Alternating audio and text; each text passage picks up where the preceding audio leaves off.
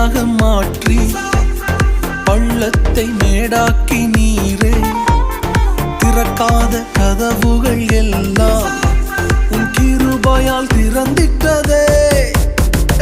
கோணலை நேராக மாற்றி பள்ளத்தை மேடாக்கி நீரே திறக்காத கதவுகள் எல்லாம் உன் கிருபையால் திறந்திட்டதே.